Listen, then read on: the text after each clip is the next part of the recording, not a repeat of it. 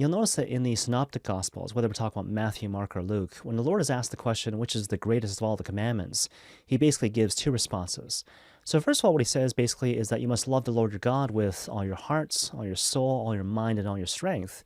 But on top of that, he says you must love your neighbor as yourself. Now, in contrast, when you look at the Gospel of John, what do you find? Arguably the same point, but it's stated in a slightly more economical sort of way. So what the Lord basically says, for example, in the Gospel of John chapter 15 is, love each other as I have loved you. And so given all that, I thought I might focus precisely on that, this interplay, if you will, between this exhortation to love God above all things and his corresponding commandment to love our neighbor as ourselves.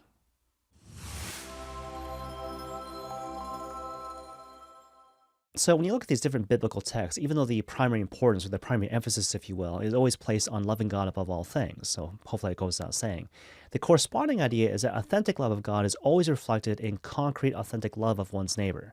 So you can't have one without the other. And this is reflected in the distinctively biblical approach to ethics, whether we're talking about the Old Testament or the New Testament. And so basically the whole idea here is that when you look at the Bible, the exhortation to love one's neighbor is not based on some abstract theory like justice or equity or whatever.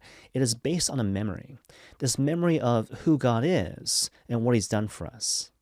In other words, the great impetus to care for people in our community, especially those who are most poor and impoverished among us, is not based on some abstract idea of, doing the right thing, but rather it is based on this clear memory of God being creator and redeemer. God is the one who created us out of nothing. He's the one who sustains us in all things. And on top of that, he is the one who has suffered and died such that we might live.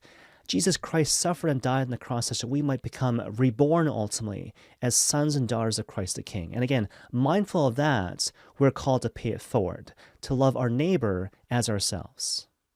To illustrate the point, the example that comes to mind is this book, actually, this modern-day spiritual classic written by this priest, Father Michael Gaitley, entitled 33 Days to Morning Glory, which is basically built around a series of meditations ultimately leading to a formal consecration to the Blessed Virgin Mary. And even though there's obviously different books out there talking about Marian consecration and how to actually prepare for one's consecration, this particular book's claim to fame is that it talks about Marian consecration from different angles. So not just from the perspective of one saint, for example, but from the perspective of multiple saints. St. Louis de Montfort, St. Maximilian Kolbe, St. Mother Teresa, and on top of that, St. John Paul II.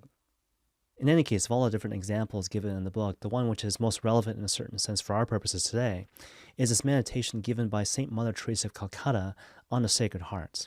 And so basically in the context of this meditation, St. Mother Teresa reflects actively on Psalm 68, which just happens to form the basis of the offertory of the Mass of the Sacred Heart. And as a Christian, when you're listening to Psalm 68, you're meant to kind of envision the crucified Christ suffering and dying on the cross, thirsting for love, thirsting for souls, as he cries out in the words of the psalmist, I was looking for one who would console me, but found none. And again, Mother Teresa in her reflection says basically that in response to the petition from the Lord dying on the cross in the context of Psalm 68, we should resolve to be the one. To be the one to comfort Jesus, to be the one to console Jesus as he hangs on the cross, thirsting and dying for souls.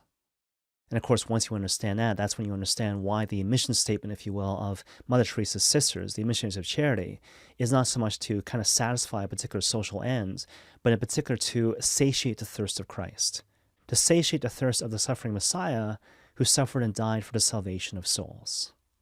Okay, now Mother Teresa further expounds upon this point by talking about the mystical body of Christ, which you find, for example, in the writings of St. Paul, letters to Romans chapter 12, and 1 Corinthians chapter 12. And it's this image of Jesus Christ as the head, and all baptized persons constituting the body of the mystical body of Christ. In any case, when talking about this idea of consoling Jesus Christ, Mother Teresa says you must console both the head and the body, and these are done in different ways. And so, for example, when it comes to this idea of consoling Christ the head, Mother Teresa says basically you got to learn how to smile. To learn how to smile inwardly at Christ, to receive every single moment as coming precisely from the hand of your loving Father in heaven. Again, to smile inwardly at Christ to imply a sense of trust, to imply a sense of love, to imply a deep sense of total surrender to God's providential design. So again, you got to learn how to smile at Christ to console the sacred head of Christ.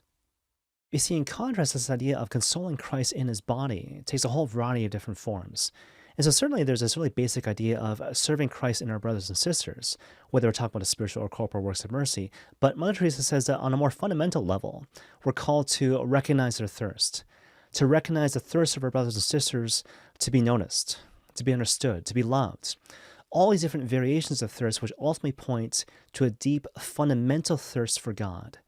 And so again, how do I console Christ in his body? By serving my brothers and sisters, but more fundamentally speaking, by recognizing and acknowledging their thirst for God.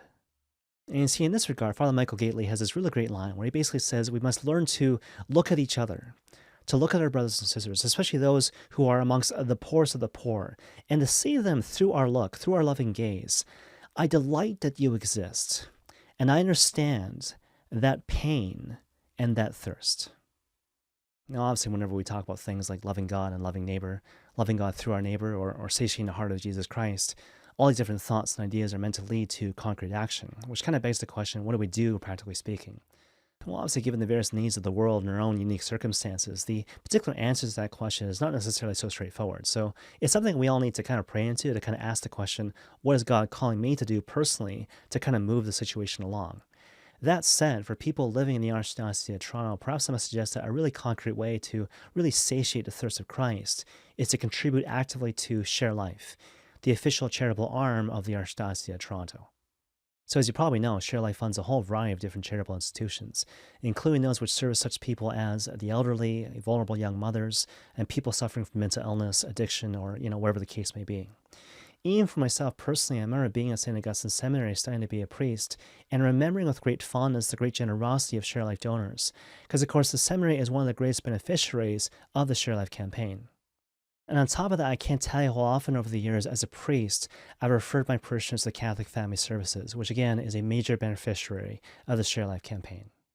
Now, as you might expect, during this time of pandemic and economic uncertainty, the Share Life campaign has taken a bit of a hit. That said, I've been told by the Archdiocese that people have still been super generous. And so basically to date, people have contributed a total of roughly $11.7 million towards an ultimate overall goal of $13.8 million, which if you think about it, is incredible. But of course, given the current circumstances, we still need more. So given all that, I encourage you to give if you can. I thank you in advance for your generosity. And of course, I'll leave a link in the show notes to show you how to give if you actually wish to do so. And so with that, God bless, and may God keep us safe.